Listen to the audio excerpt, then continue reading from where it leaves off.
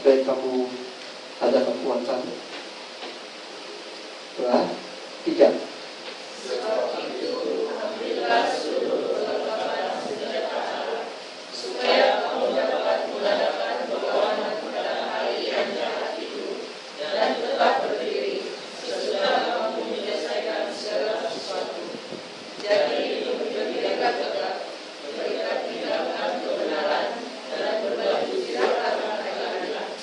Terus 15, kaki.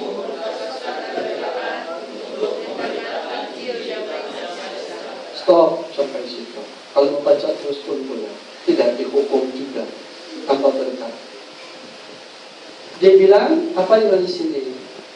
Ambillah seluruh perlengkapan senjata Allah. Rasul Paulus bilang orang yang hidup di dalam Tuhan tidak boleh, tidak mampu membawa dirinya sendiri. Sebab itu kita perlu tahu bahwa iblis bekerja dengan begitu giat, begitu aktif.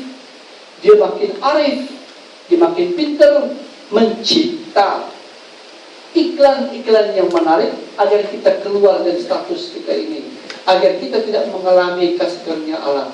Mungkin saja saya katakan orang itu bisa murtad meninggalkan Tuhan. Baik, yang pertama, apakah senjata yang pertama? Mari kita lihat. Ya, berikat pinggang.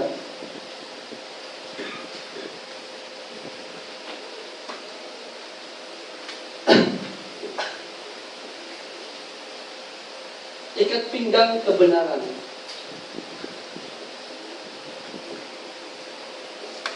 Pinggang kebenaran.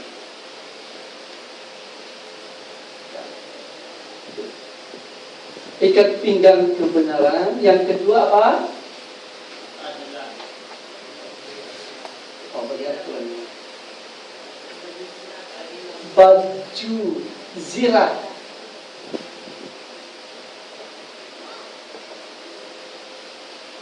Keadilan. Apa itu keadilan? Righteousness kan? Oke, kita di sini saya dulu. Baru kita baju berikut saya hapuskan kita baju. Ikat pinggang dulu. Dengan sederhana saya jelaskan, tidak terlalu panjang sederhana. Makanya saya campur dengan penduluman. Ikat pinggang hanya dapat dipakai oleh seorang tentara yang siap bertempur. Oke, maksud ikat pinggang ini ada bagi orang tentara Romawi, orang yang siap. Orang yang siap atau bersedia bertempur, berperang. Di mana? Lahadatul.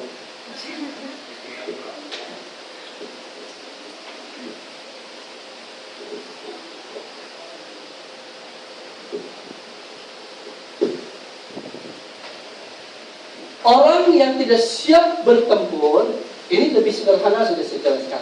Orang yang tidak siap bertempur pada masa itu, mereka tidak akan memberi diri mereka untuk berperang. Mereka tidak akan diberi kelengkapan untuk kelengkapan senjata. Karena itu dalam kehidupan kekristenan, ya, orang yang dikatakan berikat pinggang dan kebenaran, ini hanya terjadi kepada orang Kristen. Terjadi kepada orang Kristen, aplikasinya ya, ajarannya untuk Kristen, untuk kita. Terjadi kepada orang Kristen yang siap bertempur.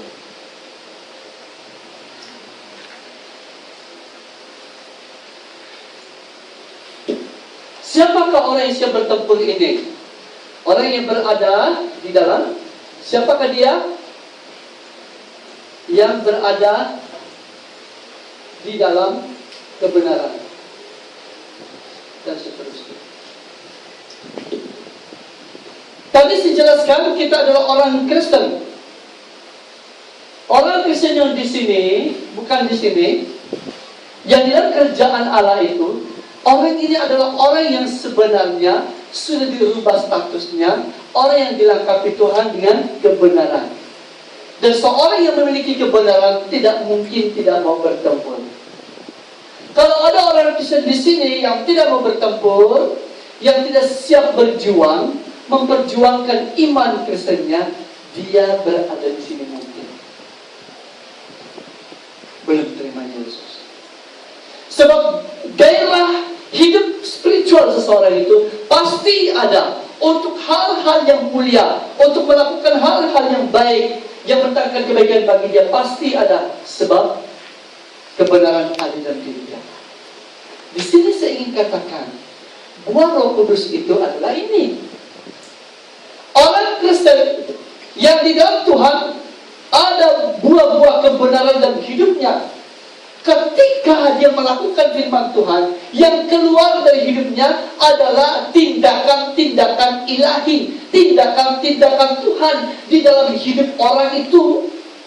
Itu yang keluar dilihat oleh banyak orang, didengar oleh banyak orang, yang disaksikan, diceritakan oleh banyak orang. Itu disebut buah Roh Kudus. Buah Roh Kudus bukan sesuatu yang kita nantikan datang untuk mengubah hidupmu.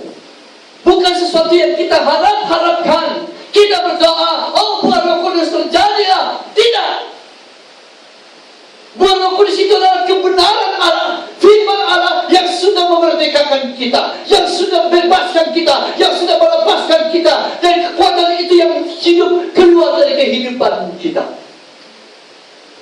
Sukacita karena pengampunan, kita bersukacita, itu buah Roh Kudus. Bersukacita melayani Dia, melakukan dengan Tuhan, itu adalah buah Roh Kudus. Roh Kudus tidak pernah memberi satu buah yang lain daripada firman Tuhan yang membawa kita masuk ke dalam kerjaan Allah. Tidak akan pernah. Siapa yang memerdekakan kita? Itu kebenaran. Kebenaran itu siapa? Diri Allah sendiri. Siapa itu Allah? Yesus Kristus namanya. Jelas? Saya mau kita tanggapi ini, mungkin saya tidak ulang. Saya tidak mau kita menjadi orang Kristen yang balik-balik ke sini. Datang pendeta, bawa khotbah, ayat mana ayat yang memang sungguh-sungguh membuat kita, hati kita sedih. Lalu kita bilang, aku orang berdosa. Lagi balik ke sini. Anda sudah diselamatkan, pendeta kawalan Anda balik ke sini. Untuk apa? Supaya banyak orang memenuhi tempat alkohol. Banyak pengkhotbah menggunakan psikologi, ilmu jiwa. Anda adalah orang sempurna. Ketika Anda menjadi ciptaan yang baru, seluruh indera Anda, pengetahuan Anda, cara berpikir Anda semakin normal, semakin luar biasa, semakin pintar. Hidup Anda semakin luar biasa. Karena kebenaran itu adalah membuka.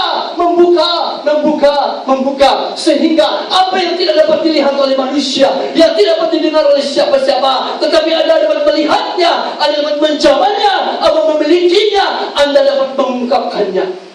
Wow. Sudah merdeka?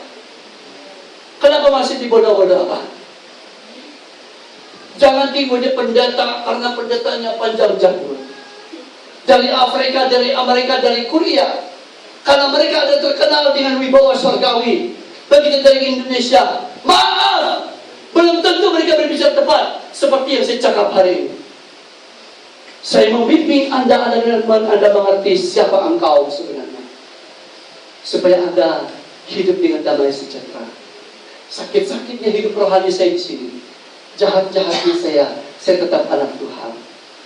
Sebab itu banyak ayat Alkitab mengatakan, siapa yang kau anggap sebagai anakku, saya akan perlakukan dia sebagai seorang anak. Saya cambuk dia, cambuk itu rotan. Saya pukul dia, saya hajar dia, saya hancurkan dia, lalu saya akan sembuhkan dia kembali. Tuhan bilang, aku yang meremukkan, menghancurkan, tetapi juga aku yang menyembuhkan. Sebab itu relakanlah sudut-sudut hidup kita, segala aspek kita, hidup kita yang belum dibahari, yang belum dilepaskan, yang masih mau menguasai, menindas hidup kita di sini. Seolah-olah kita belum dimerdekakan, seolah-olah kita belum punya apa-apa dari Kristus Yesus. Datang kepada Dia. Inilah firman. Bola kudus yang mana? K. Mengapa membisu? Terus membikin hatiku merasa ragu. Itu kah? Kasih, sukacita, damai sejahtera, apalagi serupa, lemah lembut, panjang sabar, murah hati. Siapa yang tidak panjang sabar di sini?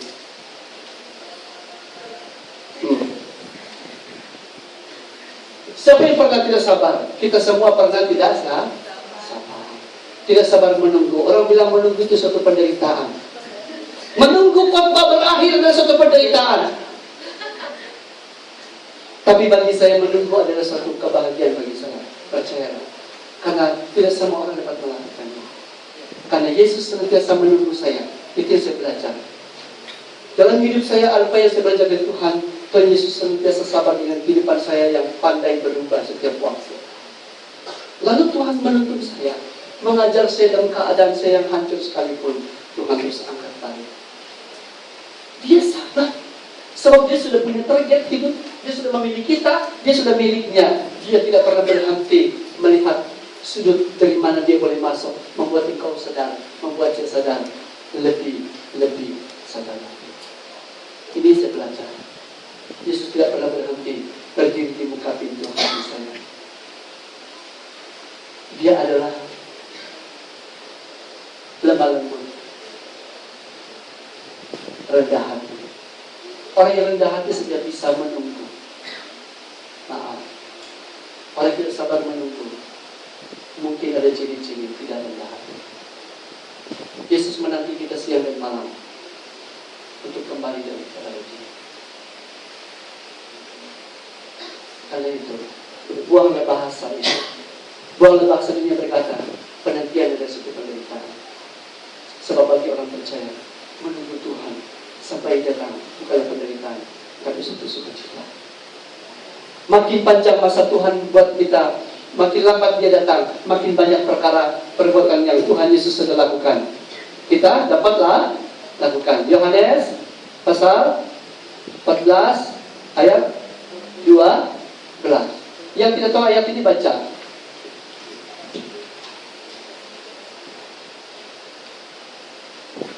Yohanes 14 ayat 12.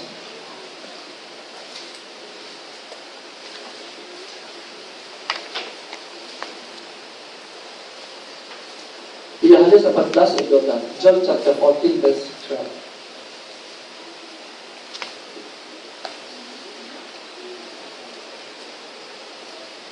2, 3.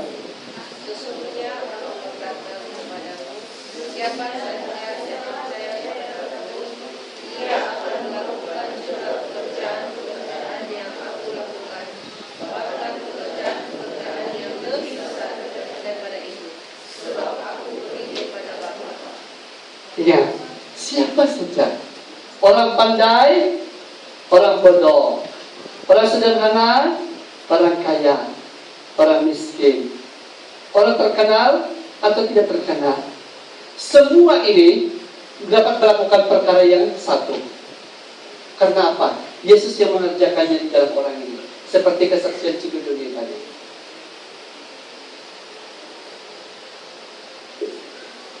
Apa yang Tuhan tidak dapat buat untuk Anda? Ada? Tidak ada. Nothing impossible. Tidak ada yang mustahil.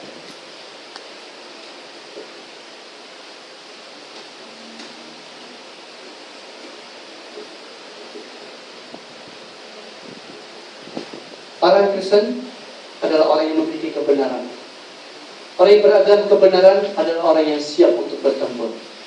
Bertempur artinya kita bisa menghadapi segala sesuatu. Jangan lagi kita berpikir, alah, macam mana? Perlu persoalan. Saya selamatkannya. Benarkah jalan yang saya buat ini?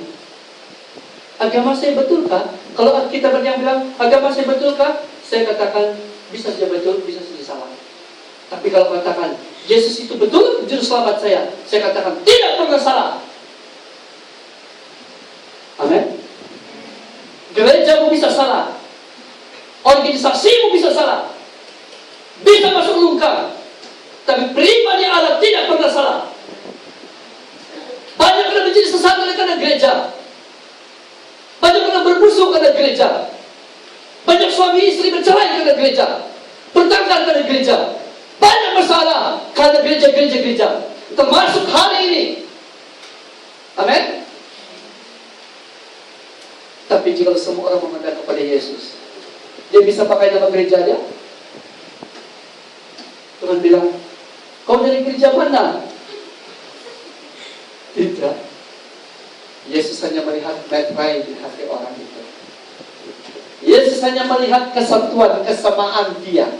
Siapa yang ada kesamaan dengan Kristus, pasti datang kepada Kristus. Siapa mempunyai temperamen sama dengan dia, mempunyai kepribadian sama dia, mempunyai roh yang sama dengan dia, hidup yang sama dengan dia, rohani yang sama dengan dia, dibahas seperti Kristus, pasti datang kepada Kristus, pasti bentar dengan Kristus. Pada waktu dia datang, orang ini yang dihisap seperti magnet datang kepada dia.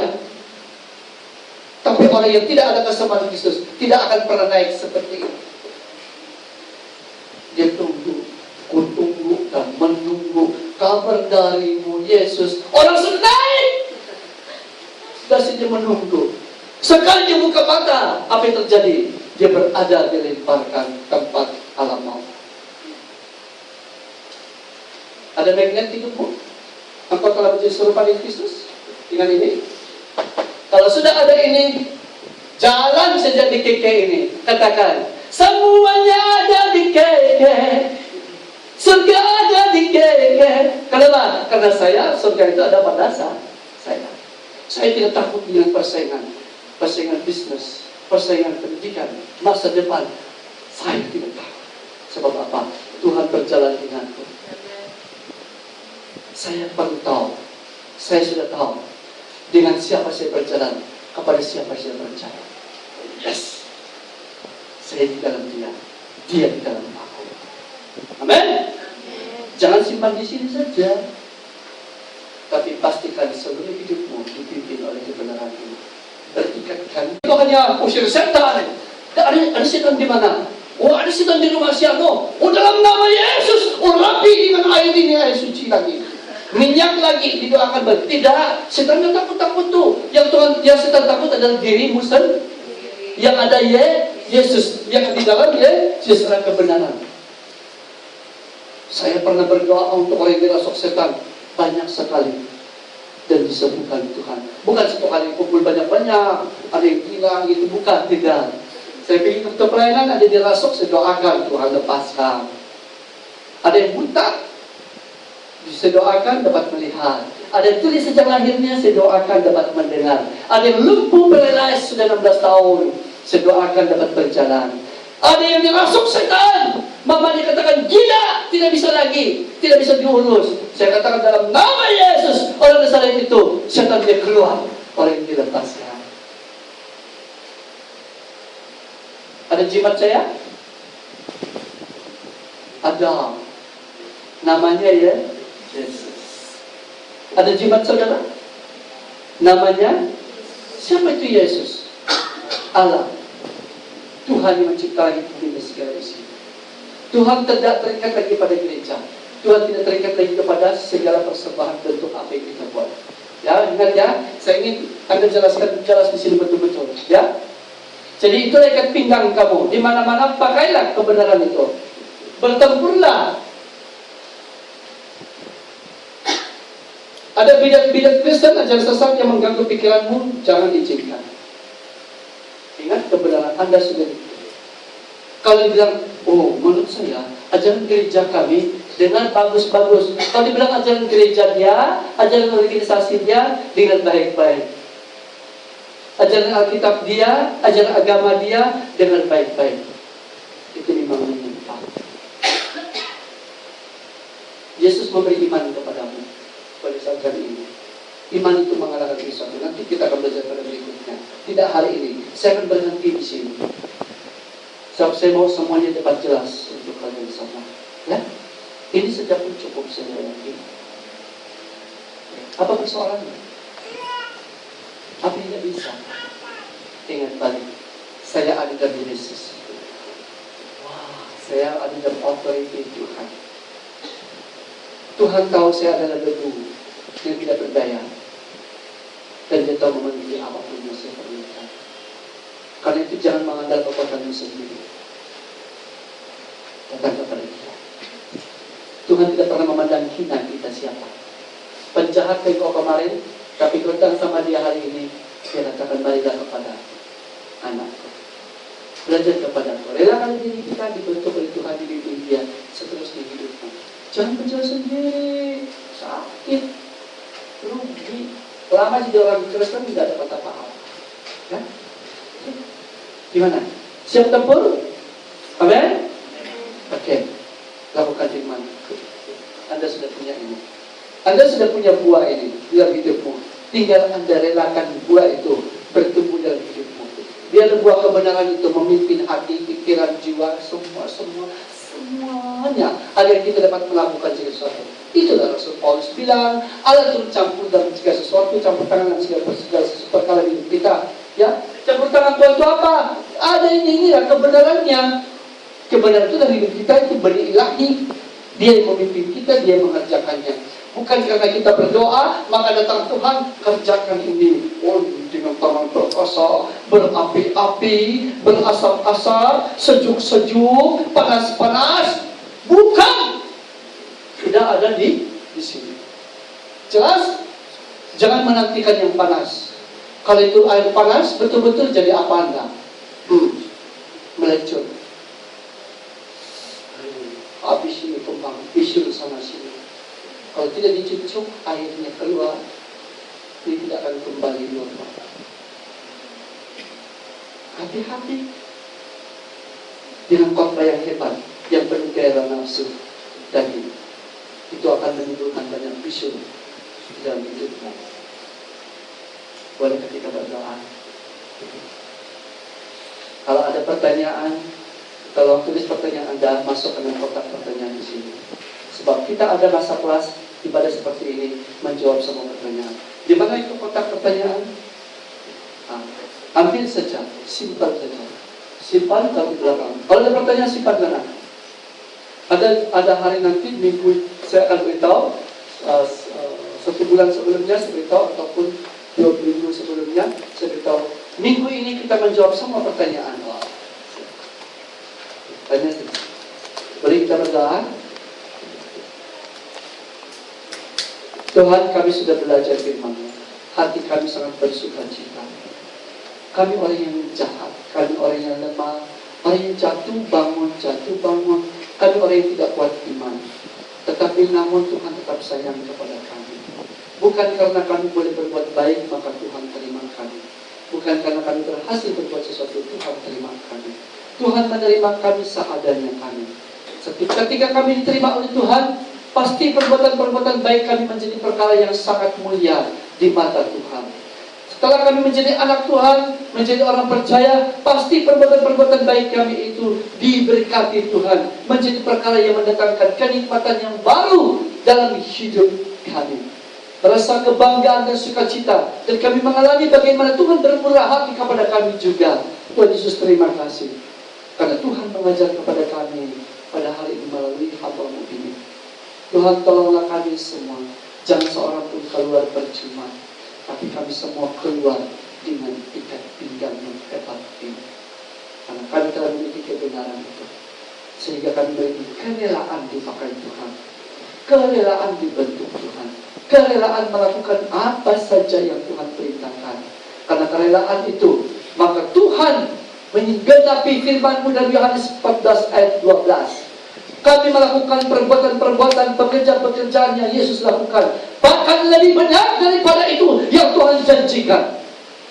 Bukan hanya soal spiritual, berkaitan dengan rohani, tetapi berkaitan dengan kesejahteraan masyarakat, kepimpinan dalam perkara-perkara dunia ini. Baik untuk kesejahteraan ekonomi, kesejahteraan mentality, kesejahteraan sosial dan sebagainya. Yesus, Engkau sumber semuanya. Engkau yang punya semuanya. Terima kasih Tuhan. Terima kasih Bapa. Di dalam nama Yesus Tuhan kami bersyukur.